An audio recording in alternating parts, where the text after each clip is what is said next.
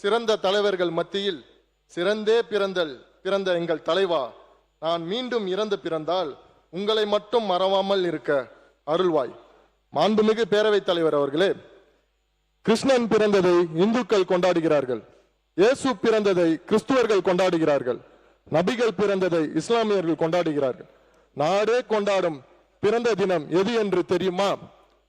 தமிழகத்தில் எழுச்சி பெறும் நாள் ஜூன் 22.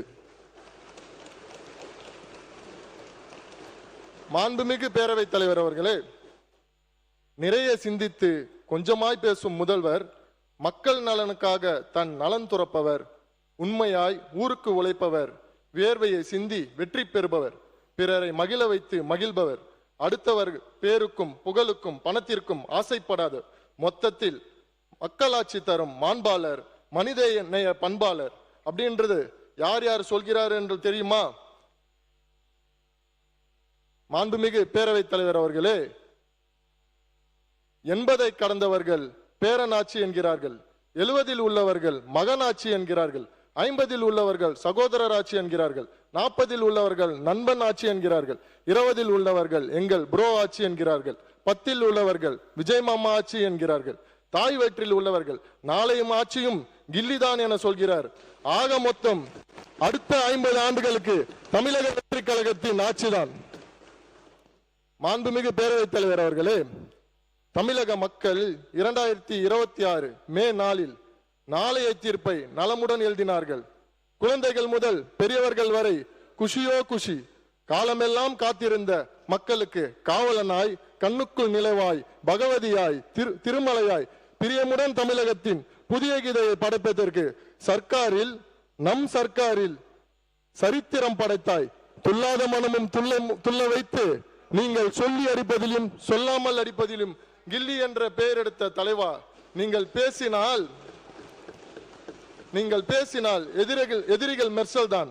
பணநாயகத்தை ஒழித்து ஜனநாயகத்தை காத்த தலைவா, தமிழக மக்கள் ஒன்ஸ் மோர் என்று ஒரு 100 வருடம் கேட்பார்கள். இது உண்மை, சத்தியம். மாண்புமிகு பேரவைத் தலைவர் அவர்களே, பொதுவாக இந்த சபையில் தங்கள் கருத்துக்களை தொடங்கும் போது சாதாரணமாக இருந்த என்னை என்றுதான் தொடங்குவார்கள். ஆனால் நான் அப்படி தொடங்க போவதில்லை. ஏனென்றால் மிக சாதாரணமாக இருந்தவன் நான். மிக சாதாரணமாக இருந்த எனக்கு அங்கீகாரம் கொடுத்து மக்கள் பணியே மகேசன் பணி என்று சொல்லி தந்து இயக்கத்தில் உறுப்பினராக்கி தாம்பரம் சட்டமன்ற தேர்தலில் போட்டியிட வாய்ப்பு தந்து சட்டப்பேரவை உறுப்பினராக்கி அதன் தொடர்ச்சியாக உங்கள் அரியாசனத்திற்கு பின்பு எனக்கும் என்னை போன்றவர்களுக்கும் சரியாசனம் தந்து அமைச்சராக்கி அழகு பார்த்த எங்கள் தலைவா,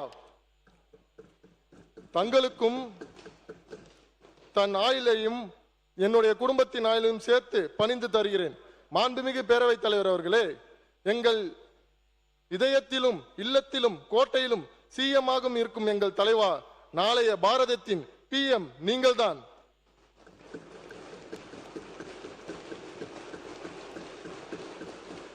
AM PM பார்க்காமல் உழைக்கும் எங்கள் CMஏ, நாளைய PM நீங்கள்தான், நாளைய PM நீங்களேதான். மாண்புமிகு பேரவைத் தலைவர் அவர்களே, மாண்புமிகு முதல்வர் அவர்களின் ஒற்றை சொல்லை மந்திர சொல்லாக மதித்து தேர்தல் களத்தில் கைமையால் வெற்றி மையை தந்து வாய்மை, தூய்மை, விசுவாசமிக்கவர்கள் தமிழர்கள் என்பதை நிரூபித்தார்கள்.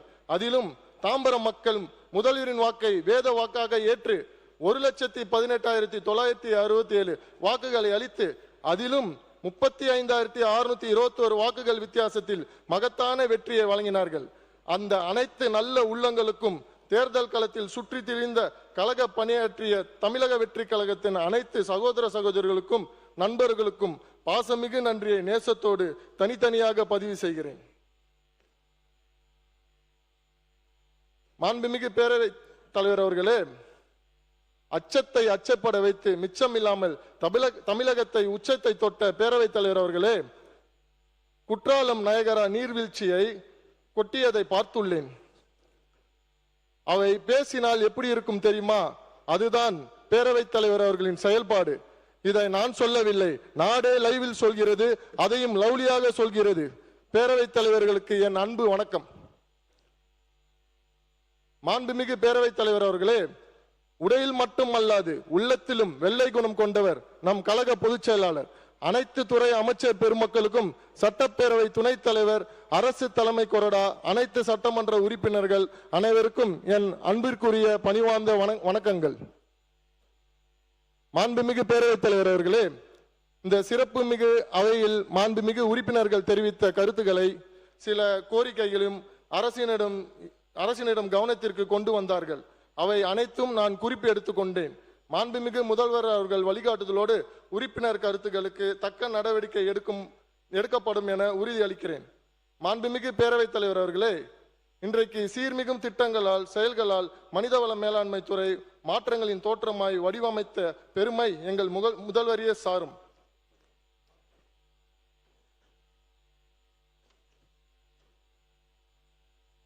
உன்னை அறி, உண்மையை உணர், உழைப்பை நம்பு, ஊருக்கு உழை, கல்வி பேணு, அறிவை விரிவு செய், சிந்தனை செய், சிறகை விரி, சிகரம் தொடு என்பதே இத்துறையின் நோக்கம். மாண்புமிகு பேரவைத் தலைவர் அவர்களே, அச்சம் வேண்டாம். 15 நிமிடத்திற்குள் என் பதிலுரையை நிச்சயம் முடிப்பேன். மாண்புமிகு பேரவைத் தலைவர் அவர்களே, மனித உடம்பில் எல்லா உறுப்புகளும் முக்கியம் என்றாலும் மனிதன் துன்பப்படுகின்ற போது துவண்டு போகாமல் இருக்க தோள் கொடுத்து உதவும் இதயம்தான் சிறந்தது என்பார்கள். அந்த வகையில் இத்துறைக்கு பிற துறைகள் கண்ணாய், செவியாய், சிந்தையாய், இருதயமாய் விளங்கினாலும் மனிதன் மனங்களின் தங்கக்கூடிய தோளாக இந்த அரசிற்கு விளங்குவது மனிதவள மேலாண்மை துறை. இத்துறை பொறுத்தமாட்டில் பணியாளர்களுக்கான பயிற்சி, அலுவலர்களுக்கான பயிற்சி, அரசின் ஒருங்கிணைந்த நிதி மற்றும் மேலாண்மை அமைப்பு, நிர்வாகத்தில் செயற்கை நுண்ணறிவு, எளிமை ஆளுமை, நல்லாளுமை விருது, கருணை அடிப்படை பணி, ஆய்வு பிரிவு, மாநில விழிப்பு பணி ஆணையம், ஊழல் தடுப்பு மற்றும் கண்காணிப்பு இயக்கம், ஒழுங்கு நடவடிக்கை தீர்ப்பாணையங்கள், லோக் ஆயுக்தா, தமிழ்நாடு தகவல் ஆணையம், அரசு பணியாளர்கள் தேர்வாணையம் என்று பல்வேறு துறைகளை உள்ளடக்கியது மனிதவள மேலாண்மை துறை செயல்பட்டு வருகிறது.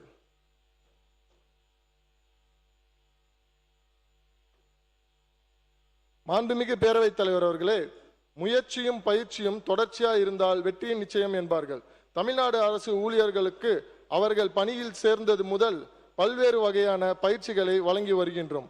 இவை தவிர பல்வேறு போட்டித் தேர்வுகளின் வெற்றி பெற்ற வாழ்க்கையை வசந்தமாக்கிக் கொள்ள SSC, staff selection commission, RRB, railway recruitment board, IBPS, institute of banking personnel selection, TNBSC, Tamil Nadu public service commission போன்ற போட்டித் தேர்வுகளும் மத்திய அரசு நடத்தும் UPSC என்ற சொல்லப்படுகின்ற குடிமைப்பணி தேர்வுகளுக்கான சிறப்பு பயிற்சிகள் வழங்கப்பட்டு வருகிறது.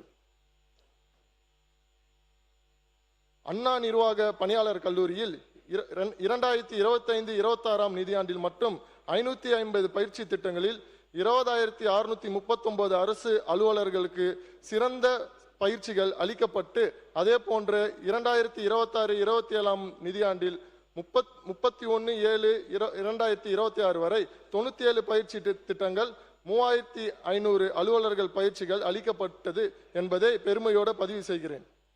அரசு பணியாளர்களுக்காக உள்ள பவானிசாகர் பயிற்சி நிலையத்தில் துறை பயிற்சியோடு யோகா, விளையாட்டு, கலை என்ற பல்வகை பயிற்சிகள் வழங்கப்படுகிறது. குறிப்பாக அகில இந்திய குடிமைப்பணி தேர்வு மற்றும் இந்திய வனப்பணி தேர்வு இரண்டையும் சேர்த்து கடந்த காலத்தில் 159 நபர்களுக்கு வெற்றி பெற்றவர்களுக்கு இத்துறையில் பயிற்சி வழங்கப்படுது. அரசு பணியாளர்கள் தங்களின் திறனை பெருக்கிக் கொள்ள திறன் 360 என்ற இணைய வலைத்தளப்பு உருவாக்கப்பட்டுள்ளது. இன்றைய வளர்ந்து வரும் யுகத்தில் பயிற்சி தான் வெற்றிக்கு அஸ்திவாரம். தமிழ்நாடு அரசின் ஒருங்கிணைந்த நிதி மற்றும் மனிதவள மேலாண்மை அமைப்பு IFHRMS. மாண்புமிகு பேரவைத் தலைவர் அவர்களே, தமிழ்நாடு அரசால் தொடங்கப்பட்ட ஒருங்கிணைந்த நிதி மற்றும் மனிதவள மேலாண்மை அமைப்பு IFHRMS என்பது ஒரு விரிவான மின் ஆளுமை திட்டமாகும்.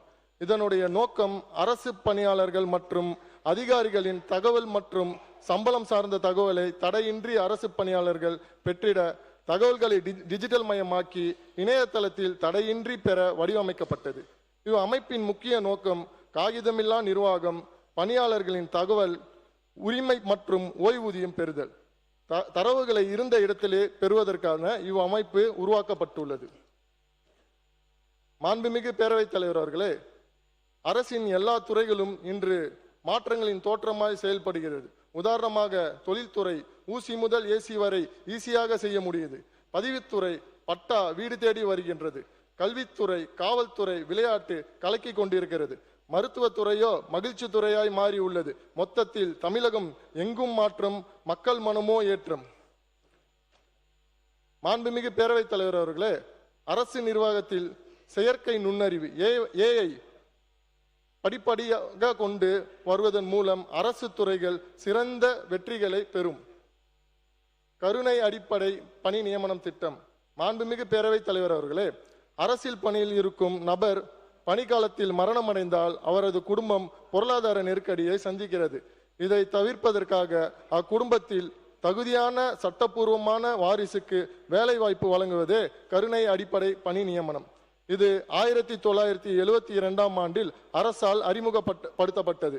இத்திட்டத்தில் உள்ள சில குறைகளை களைப்பட்டு அத்தனை துறைகளையும் ஒரே சேர் உள்ளடக்கி மாநிலம் முழுவதுமே ஒரே ஆளாக மாறப்பட்டு ஊழியர்களின் மரணமடைந்த நாளை அடிப்படை சீனியாரிட்டியை கொண்டு பணி நியமனம் வழங்குகிறது. எழுமை ஆளுமை நல்லாளுமை விருது.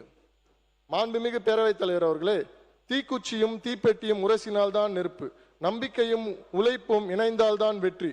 குடும்பம், அலுவலகம், பொது வாழ்க்கை என்ற எந்த துறை எடுத்தாலும் பிறருடைய குறைகளை சுட்டி சுட்டி காட்டுவதை விட பிறரது நல்ல செயல்களை தோல் தட்டி தட்டி காட்டினால் வெற்றி தானாக வரும் என்பார்கள். அந்த வகையில் வெற்றிகள் முதல்வரின் வாசல் வந்து சேர்ந்த போது அடக்கத்தோடு, அமைதியோடு, லட்சியத்தோடு, நியாயமாகவும் நிதானமாகவும் செயல்படும். மாண்புமிகு முதல்வரின் சீர்மிகு வழிகாட்டுதல் பேரில் நல்லாளுமை விருது இத்துறையினால் வழங்கப்பட்டு வருகிறது.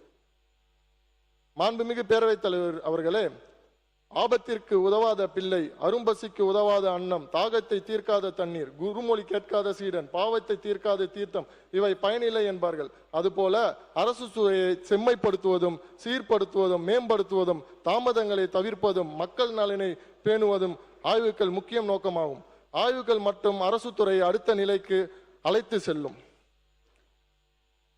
தமிழ்நாடு மாநில விழிப்பு பணி ஆணையம். மாண்புமிகு பேரவைத் தலைவர் அவர்களே, இவ் ஆணையம் ஊழல் தடுப்பு மற்றும் கண்காணிப்பு துறையின் நடவடிக்கைகளை கண்காணித்து பரிசீலனை செய்து வருகிறது.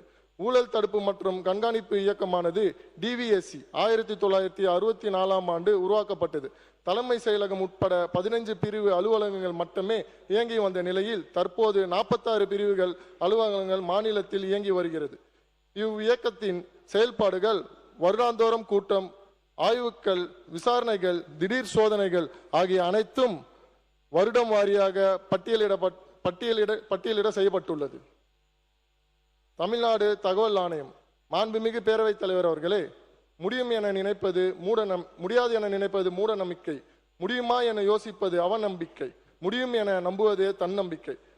தன்னம்பிக்கையின் தன் மனிதன் இயங்கி வருகிறான். எல்லா மனிதர்களும் பொது அதிகார அமைப்புகளுடன் உள்ள தகவலை பெறுவதற்கு தகவல் பெறும் உரிமை சட்டம் 2005 அதிகாரம் வழங்குகிறது. அரசு நிர்வாகம் நல்ல முறையில் நடைபெற உதவுகிறது. தமிழ்நாடு தகவல் ஆணையத்தை பொறுத்தவரை ஓர் மாநில தலைமை தகவல் ஆணையர் 8 தகவல் ஆணையர்களுடன் கொண்ட அமைப்பு பெற்றது. தமிழ்நாடு தகவல் ஆணையம் வெளிப்படைத்தன்மையோடு நிலையான வளர்ச்சிக்கான இலக்குகளை நிர்ணயித்து திறம்பட செயல்பட்டு வருகிறது. தமிழ்நாடு அரசு பணியாளர் தேர்வாணையம்.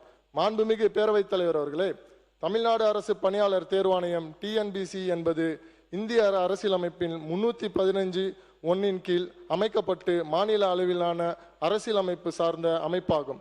தமிழ்நாடு அரசின் பல்வேறு துறைகளில் உள்ள காலி பணியிடங்களை ஆட்சேர்ப்பு செய்வது இவ் ஆணையத்தின் நோக்கம். மேலும் மாநில அரசு பணி அலுவலர்களுக்கான தேர்வுகளை நடத்தி வருகிறது. இவ் ஆணையத்தில் அரசு பணியாளர்கள் தேர்வு செய்தல், பணி நியமனம், பதவி உயர்வு, பணி மாறுதல் போன்ற செயல்பாடுகளும் அதற்கான நெறிமுறை கலைகளும் வழங்கி கொண்டுகிறது. மேலும் தமிழ்நாடு அரசு பணியாளர்கள் தேர்வாணையத்தில் தேர்வுக்களம் எனும் ஒருங்கிணைந்த கைபேசி செயலி உருவாக்கப்பட்டுள்ளது. இப்படி பல்வேறு வகையான பணிகளை தமிழ்நாடு அரசு பணியாளர்கள் தேர்வாணையம் திறம்பட செய்து வருகிறது.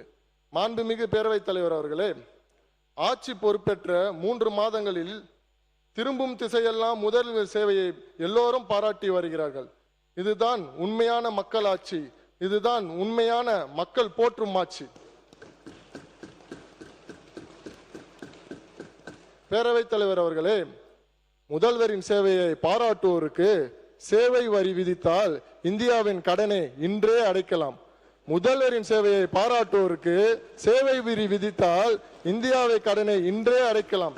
தமிழகத்தை காக்க வந்த நவசக்தியாய், யுவசக்தியாய், நவீன சக்தியாய், புரட்சி சக்தியாய், புதுமை சக்தியாய், ஜனசக்தியாய் அன்பிற்குரிய அப்பா சந்திரசேகரும் வணக்கத்திற்குரிய தாய் சோபாமா அவர்களுக்கு பெற்றெடுத்த நல்முத்து எங்கள் தலைவரே, தமிழக முதல்வரே,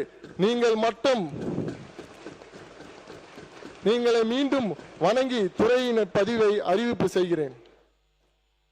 மாண்புமிகு பேரவைத் தலைவர் அவர்களே, நேரத்தின் அருமை கருதி ஒட்டுமொத்த அறிவிப்புகளும் தலைப்பை மட்டும் நான் இங்கே வாசிக்க இருக்கிறேன்.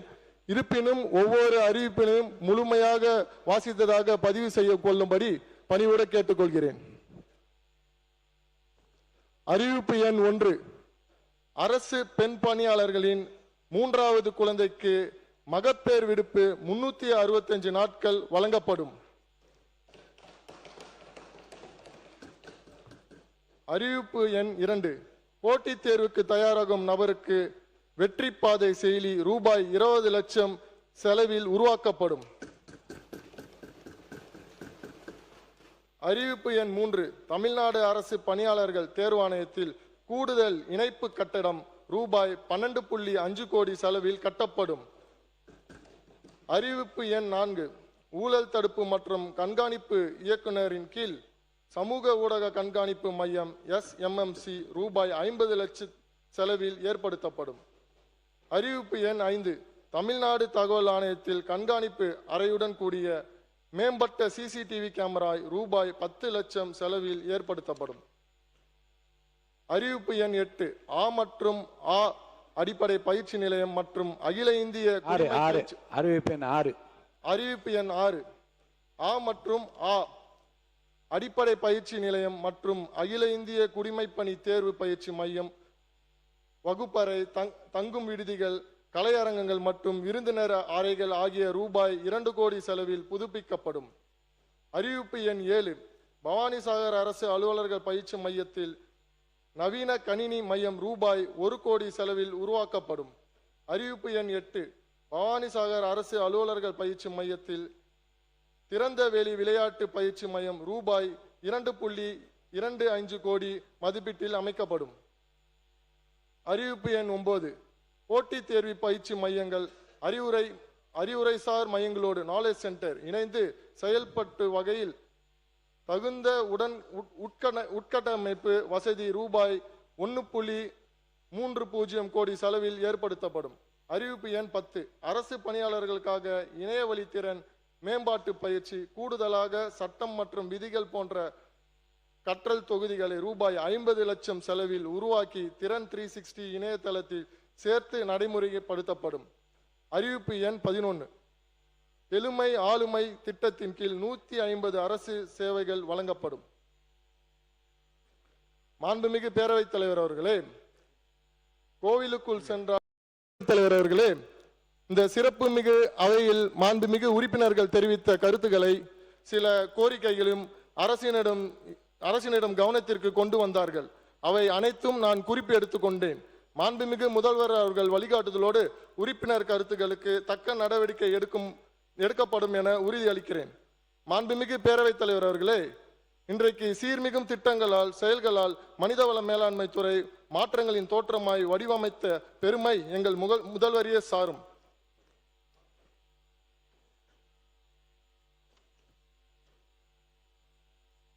உன்னை அறி, உண்மையை உணர், உழைப்பை நம்பு, ஊருக்கு உழை, கல்வி பேணு, அறிவை விரிவு செய், சிந்தனை செய், சிறகை விரி, சிகரம் தொடு என்பதே இத்துறையின் நோக்கம். மாண்புமிகு பேரவைத் தலைவர் அவர்களே, அச்சம் வேண்டாம். 15 நிமிடத்திற்குள் என் பதிலுரையை நிச்சயம் முடிப்பேன். மாண்புமிகு பேரவைத் தலைவர் அவர்களே, மனித உடம்பில் எல்லா உறுப்புகளும் முக்கியம் என்றாலும் மனிதன் துன்பப்படுகின்ற போது துவண்டு போகாமல் இருக்க தோள் கொடுத்து உதவும் இதயம்தான் சிறந்தது என்பார்கள். அந்த வகையில் இத்துறைக்கு பிற துறைகள் கண்ணாய், செவியாய், சிந்தையாய், இருதயமாய் விளங்கினாலும் மனிதன் மனங்களின் தங்கக்கூடிய தோளாக இந்த அரசிற்கு விளங்குவது மனிதவள மேலாண்மை துறை. இத்துறை பொறுத்தமாட்டில் பணியாளர்களுக்கான பயிற்சி, அலுவலர்களுக்கான பயிற்சி, அரசின் ஒருங்கிணைந்த நிதி மற்றும் மேலாண்மை அமைப்பு, நிர்வாகத்தில் செயற்கை நுண்ணறிவு, எளிமை ஆளுமை, நல்லாளுமை விருது, கருணை அடிப்படை பணி, ஆய்வு பிரிவு, மாநில விழிப்பு பணி ஆணையம், ஊழல் தடுப்பு மற்றும் கண்காணிப்பு இயக்கம், ஒழுங்கு நடவடிக்கை தீர்ப்பாணையங்கள், லோக் ஆயுக்தா, தமிழ்நாடு தகவல் ஆணையம், அரசு பணியாளர்கள் தேர்வாணையம் என்று பல்வேறு துறைகளை உள்ளடக்கியது மனிதவள மேலாண்மை துறை செயல்பட்டு வருகிறது.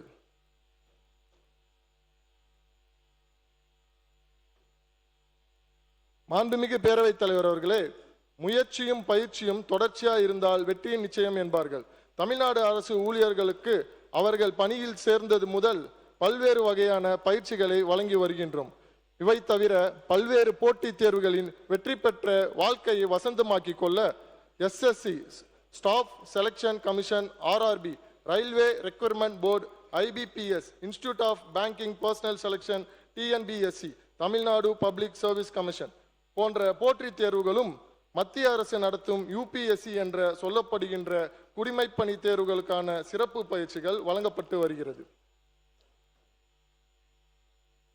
அண்ணா நிர்வாக பணியாளர் கல்லூரியில் 2025-26 நிதியாண்டில் மட்டும் 550 பயிற்சி திட்டங்களில் 20,639 அரசு அலுவலர்களுக்கு சிறந்த பயிற்சிகள் அளிக்கப்பட்டு, அதே போன்று 2026-27 நிதியாண்டில் 31/7/2026 வரை 97 பயிற்சி திட்டங்கள் 3500 அலுவலர்கள் பயிற்சிகள் அளிக்கப்பட்டது என்பதை பெருமையோடு பதிவு செய்கிறேன். அரசு பணியாளர்களுக்காக உள்ள பவானிசாகர் பயிற்சி நிலையத்தில் துறை பயிற்சியோடு யோகா, விளையாட்டு, கலை என்ற பல்வகை பயிற்சிகள் வழங்கப்படுகிறது. குறிப்பாக அகில இந்திய குடிமைப்பணி தேர்வு மற்றும் இந்திய வனப்பணி தேர்வு இரண்டையும் சேர்த்து கடந்த காலத்தில் 159 நபர்களுக்கு வெற்றி பெற்றவர்களுக்கு இத்துறையில் பயிற்சி வழங்கப்படுது. அரசு பணியாளர்கள் தங்களின் திறனை பெருக்கிக் கொள்ள திறன் 360 என்ற இணைய வலைத்தளப்பு உருவாக்கப்பட்டுள்ளது. இன்றைய வளர்ந்து வரும் யுகத்தில் பயிற்சி தான் வெற்றிக்கு அஸ்திவாரம். தமிழ்நாடு அரசின் ஒருங்கிணைந்த நிதி மற்றும் மனிதவள மேலாண்மை அமைப்பு IFHRMS. மாண்புமிகு பேரவைத் தலைவர் அவர்களே, தமிழ்நாடு அரசால் தொடங்கப்பட்ட ஒருங்கிணைந்த நிதி மற்றும் மனிதவள மேலாண்மை அமைப்பு IFHRMS என்பது ஒரு விரிவான மின் ஆளுமை திட்டமாகும். இதனுடைய நோக்கம் அரசு பணியாளர்கள் மற்றும் அதிகாரிகளின் தகவல் மற்றும் சம்பளம் சார்ந்த தகவலை தடையின்றி அரசு பணியாளர்கள் பெற்றிட தகவல்களை டிஜிட்டல் மயமாக்கி இணையதளத்தில் தடையின்றி பெற வடிவமைக்கப்பட்டது. இவ் அமைப்பின் முக்கிய நோக்கம் காகிதமில்லா நிர்வாகம், பணியாளர்களின் தகவல் உரிமை மற்றும் ஓய்வூதியம் பெறுதல். தரவுகளை இருந்த இடத்திலே பெறுவதற்கான இவ் அமைப்பு உருவாக்கப்பட்டுள்ளது. மாண்புமிகு பேரவைத் தலைவர் அவர்களே, அரசின் எல்லா துறைகளும் இன்று மாற்றங்களின் தோற்றமாய் செயல்படுகிறது. உதாரணமாக தொழில்துறை ஊசி முதல் ஏசி வரை ஈஸியாக செய்ய முடியுது. பதிவுத்துறை பட்டா வீடு தேடி வருகின்றது. கல்வித்துறை, காவல்துறை, விளையாட்டு கலக்கி கொண்டிருக்கிறது. மருத்துவத்துறையோ மகிழ்ச்சி துறையாய் மாறி உள்ளது. மொத்தத்தில் தமிழகம் எங்கும் மாற்றம், மக்கள் மனமோ ஏற்றம். மாண்புமிகு பேரவைத் தலைவர் அவர்களே, அரசு நிர்வாகத்தில் செயற்கை நுண்ணறிவு AI படிப்படியாக கொண்டு வருவதன் மூலம் அரசு துறைகள் சிறந்த வெற்றிகளை பெறும். கருணை அடிப்படை பணி நியமனம் திட்டம். மாண்புமிகு பேரவைத் தலைவர் அவர்களே, அரசியல் பணியில் இருக்கும் நபர் பணிக்காலத்தில் மரணமடைந்தால் அவரது குடும்பம் பொருளாதார நெருக்கடியை சந்திக்கிறது. இதை தவிர்ப்பதற்காக அக்குடும்பத்தில் தகுதியான சட்டப்பூர்வமான வாரிசுக்கு வேலை வாய்ப்பு வழங்குவதே கருணை அடிப்படை பணி நியமனம். இது 1972 ஆண்டில் அரசால் அறிமுகப்படுத்தப்பட்டது. இத்திட்டத்தில் உள்ள சில குறைகளை களைப்பட்டு அத்தனை துறைகளையும் ஒரே சேர் உள்ளடக்கி மாநிலம் முழுவதுமே ஒரே ஆளாக மாறப்பட்டு ஊழியர்களின் மரணம் அடைந்த நாளை அடிப்படை சீனியாரிட்டியை கொண்டு பணி நியமனம் வழங்குகிறது. எழுமை ஆளுமை நல்லாளுமை விருது. மாண்புமிகு பேரவைத் தலைவர் அவர்களே, தீக்குச்சியும் தீப்பெட்டியும் உரசினால்தான் நெருப்பு, நம்பிக்கையும் உழைப்பும் இணைந்தால்தான் வெற்றி. குடும்பம், அலுவலகம், பொது வாழ்க்கை என்ற எந்த துறை எடுத்தாலும் பிறருடைய குறைகளை சுட்டி சுட்டி காட்டுவதை விட பிறரது நல்ல செயல்களை தோள் தட்டி தட்டி காட்டினால் வெற்றி தானாக வரும் என்பார்கள். அந்த வகையில் வெற்றிகள் முதல்வரின் வாசல் வந்து சேர்ந்த போது அடக்கத்தோடு, அமைதியோடு, லட்சியத்தோடு, நியாயமாகவும் நிதானமாகவும் செயல்படும். மாண்புமிகு முதல்வரின் சீர்மிகு வழிகாட்டுதல் பேரில் நல்லாளுமை விருது இத்துறையினால் வழங்கப்பட்டு வருகிறது. மாண்புமிகு பேரவைத் தலைவர் அவர்களே, ஆபத்திற்கு உதவாத பிள்ளை, அரும்பசிக்கு உதவாத அன்னம், தாகத்தை தீர்க்காத தண்ணீர், குருமொழி கேட்காத சீடன், பாவத்தை தீர்க்காத தீர்த்தம் இவை பயனில்லை என்பார்கள். அதுபோல அரசு துறையை செம்மைப்படுத்துவதும் சீர்படுத்துவதும் மேம்படுத்துவதும் தாமதங்களை தவிர்ப்பதும் மக்கள் நலனை பேணுவதும் ஆய்வுகள் முக்கிய நோக்கமாகும். ஆய்வுகள் மற்றும் அரசு துறையை அடுத்த நிலைக்கு அழைத்து செல்லும். தமிழ்நாடு மாநில விழிப்பு பணி ஆணையம். மாண்புமிகு பேரவைத் தலைவர் அவர்களே, இவ் ஆணையம் ஊழல் தடுப்பு மற்றும் கண்காணிப்பு துறையின் நடவடிக்கைகளை கண்காணித்து பரிசீலனை செய்து வருகிறது. ஊழல் தடுப்பு மற்றும் கண்காணிப்பு இயக்கமானது டிவிஎஸ்சி 1964ஆம் ஆண்டு உருவாக்கப்பட்டது. தலைமை செயலகம் உட்பட 15 பிரிவு அலுவலகங்கள் மட்டுமே இயங்கி வந்த நிலையில் தற்போது 46 பிரிவுகள் அலுவலகங்கள் மாநிலத்தில் இயங்கி வருகிறது. இவ் இயக்கத்தின் செயல்பாடுகள் வருடாந்தோறும் கூட்டம், ஆய்வுகள், விசாரணைகள், திடீர் சோதனைகள் ஆகிய அனைத்தும் வருடம் வாரியாக பட்டியலிட செய்யப்பட்டுள்ளது. தமிழ்நாடு தகவல் ஆணையம். மாண்புமிகு பேரவைத் தலைவர் அவர்களே, முடியும் என நினைப்பது முடியாது என நினைப்பது மூட நம்பிக்கை, முடியுமா என யோசிப்பது அவநம்பிக்கை, முடியும் என நம்புவதே தன்னம்பிக்கை. தன்னம்பிக்கையின் தன் மனிதன் இயங்கி வருகிறான்.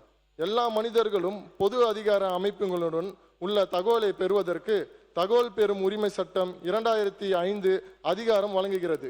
அரசு நிர்வாகம் நல்ல முறையில் நடைபெற உதவுகிறது. தமிழ்நாடு தகவல் ஆணையத்தை பொறுத்தவரை ஓர் மாநில தலைமை தகவல் ஆணையர் 8 தகவல் ஆணையர்களுடன் கொண்ட அமைப்பு பெற்றது. தமிழ்நாடு தகவல் ஆணையம் வெளிப்படைத்தன்மையோடு நிலையான வளர்ச்சிக்கான இலக்குகளை நிர்ணயித்து திறம்பட செயல்பட்டு வருகிறது. தமிழ்நாடு அரசு பணியாளர் தேர்வாணையம்.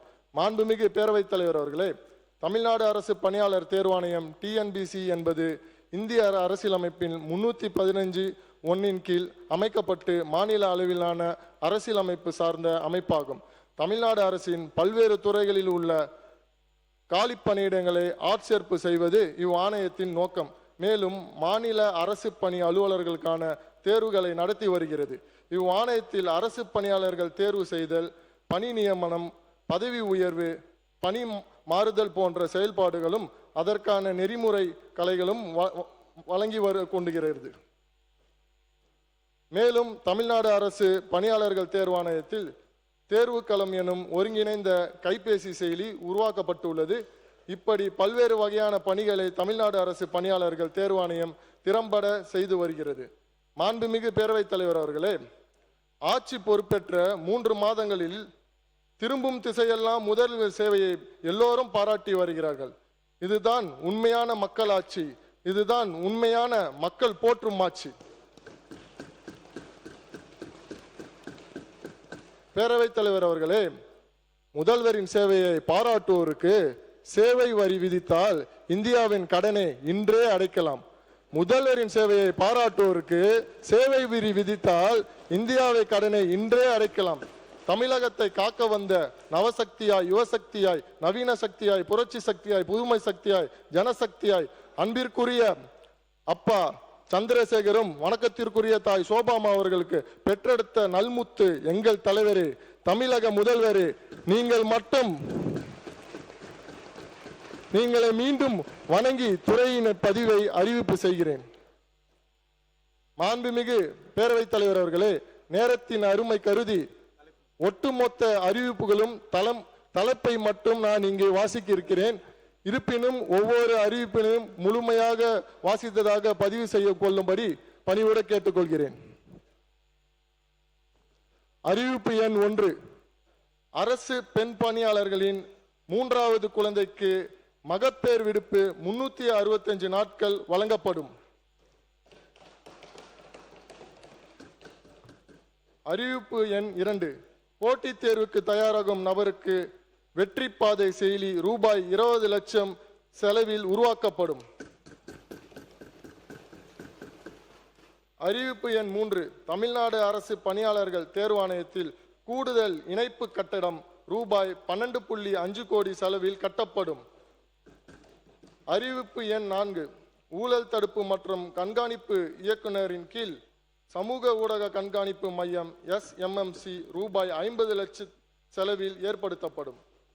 அறிவிப்பு எண் 5, தமிழ்நாடு தகவல் ஆணையத்தில் கண்காணிப்பு அறையுடன் கூடிய மேம்பட்ட CCTV கேமரா ரூபாய் 10 லட்சம் செலவில் ஏற்படுத்தப்படும். அறிவிப்பு எண் 8, ஆ மற்றும் ஆ அடிப்படை பயிற்சி நிலையம் மற்றும் அகில இந்திய அறிவிப்பு எண் 6, ஆ மற்றும் ஆ அடிப்படை பயிற்சி நிலையம் மற்றும் அகில இந்திய குடிமைப்பணி தேர்வு பயிற்சி மையம் வகுப்பறை, தங்கும் விடுதிகள், கலையரங்கங்கள் மற்றும் விருந்தினர் அறைகள் ஆகிய ரூபாய் 2 கோடி செலவில் புதுப்பிக்கப்படும். அறிவிப்பு எண் 7, பவானிசாகர் அரசு அலுவலர்கள் பயிற்சி மையத்தில் நவீன கணினி மையம் ரூபாய் 1 கோடி செலவில் உருவாக்கப்படும். அறிவிப்பு எண் 8, பவானிசாகர் அரசு அலுவலர்கள் பயிற்சி மையத்தில் திறந்த வெளி விளையாட்டு பயிற்சி மையம் ரூபாய் 2.25 கோடி மதிப்பீட்டில் அமைக்கப்படும். அறிவிப்பு எண் 9, போட்டித் தேர்வு பயிற்சி மையங்கள் அறிவுரைசார் மையங்களோடு நாலேஜ் சென்டர் இணைந்து செயல்பட்டு வகையில் தகுந்த உட்கட்டமைப்பு வசதி ரூபாய் 1.30 கோடி செலவில் ஏற்படுத்தப்படும். அறிவிப்பு எண் 10, அரசு பணியாளர்களுக்காக இணையவழி திறன் மேம்பாட்டு பயிற்சி கூடுதலாக சட்டம் மற்றும் விதிகள் போன்ற கற்றல் தொகுதிகளை ரூபாய் 50 லட்சம் செலவில் உருவாக்கி திறன் 360 இணையதளத்தில் சேர்த்து நடைமுறைப்படுத்தப்படும். அறிவிப்பு எண் 11, எளிமை ஆளுமை திட்டத்தின் கீழ் 150 அரசு சேவைகள் வழங்கப்படும். மாண்புமிகு பேரவைத் தலைவர் அவர்களே, கோவிலுக்குள் சென்றால் எப்படி தண்ணீர் தீர்த்தமாகிறதோ, சாதம் பிரசாதமாகிறதோ, சாம்பல் திருநீர் ஆகிறதோ, அதே போல் தாவேக்கா அலுவலகம் சென்றால் சாமானியர் கூட சட்டமன்ற உறுப்பினர் ஆகலாம். சிலருக்கு குலதெய்வம் பிடிக்கும், சிலருக்கு இஷ்ட தெய்வம் பிடிக்கும். ஆனால் எல்லோருக்கும் பிடித்த மனித தெய்வம் தமிழக முதல்வர் எங்கள் தளபதியே. மாண்புமிகு பேரவைத் தலைவர் அவர்களே, மொத்தத்தில் அரசுக்கு முகமாய் முகவரியாய் மனிதவள மேலாண்மை துறை விளங்குகிறது. பேரவைத் தலைவர் அவர்களே, மாண்புமிகு உறுப்பினர்களுக்கு நான் எடுத்து வைத்த கருத்துகள் மனநிறைவை அளித்திருக்கும் என நம்புகிறேன். மாண்புமிகு உறுப்பினர்கள் தங்கள் வழங்கிய வெட்டு தீர்மானத்தை திரும்ப பெற்றுக்கொண்டு மானிய கோரிக்கை நிறைவேற்றி தருமாறு அன்புடன் கேட்டுக்கொள்கிறேன். மாண்புமிகு முதல்வர் அவர்களுக்கும் பேரவைத் தலைவர், துணைத் தலைவர், கழக பொதுச் செயலாளர், மாண்புமிகு அமைச்சர் பெருமக்கள், அரசு தலைமை கொறடா, அனைத்து சட்டமன்ற உறுப்பினர்கள், துறையின் செயலாளர், அனைத்து அலுவலர்கள், பணியாளர்கள், அமைச்சர் அலுவலக அனைத்து சகோதரர்கள், பத்திரிகை மற்றும் ஊடக நண்பர்கள், காவலாளர்கள் என்று அனைவருக்கும் எனது மனமார்ந்த நன்றியை பதிந்து வணங்குகிறேன். இது பேரவைத் தலைவர் அவர்களே, என் கையில் இருப்பது வெறும் காகிதம் அல்ல, இது மனிதவள மேலாண்மை துறையின் என் மாண்புமிகு முதலமைச்சரின் மிகப்பெரிய ஆயுதம் என்று கூறி, வாழ்க தமிழ்நாடு, வளர்க தமிழ் மக்கள், வெல்க ஜனநாயகம் என்று விடைபெறுகிறேன். நன்றி, வணக்கம்.